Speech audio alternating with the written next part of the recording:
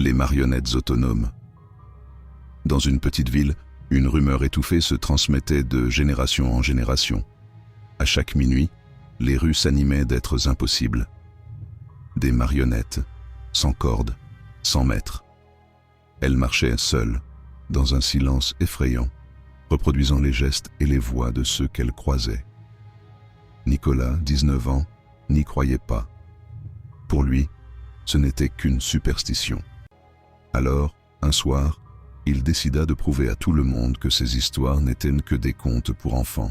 Téléphone à la main, il se posta en plein centre-ville, à 23h55. Minuit sonna, un craquement sec résonna dans l'air. Puis, lentement, les silhouettes apparurent.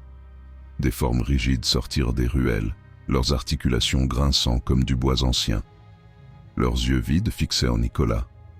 Il tenta de filmer, mais sa main trembla. Une marionnette s'arrêta net, tourna sa tête d'un geste saccadé et avança vers lui. Ses pas résonnaient comme des coups de marteau sur la pierre. Nicolas leva la main pour se défendre. La marionnette fit le même geste, à l'identique. Il recula. Elle avança. « Pourquoi es-tu ici, Nicolas ?» souffla-t-elle avec sa propre voix, déformée, mécanique. Son sang se glaça. Dans un geste de panique, il la toucha du bout des doigts. Un choc glacial parcourut son corps, comme si son âme venait d'être aspirée. Toutes les marionnettes s'immobilisèrent aussitôt. Il s'enfuit, courant à perdre haleine jusqu'à chez lui. Mais la nuit suivante, son corps refusa de lui obéir.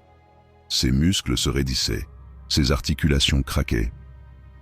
Dans le miroir, il vit ses yeux s'éteindre, remplacés par deux orbites vides.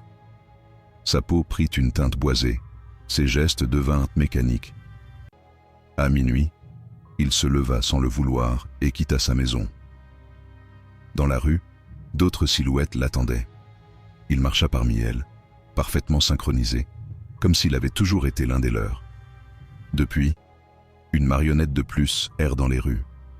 Les habitants ont peur de regarder, peur de croiser leur reflet animé dans ces créatures.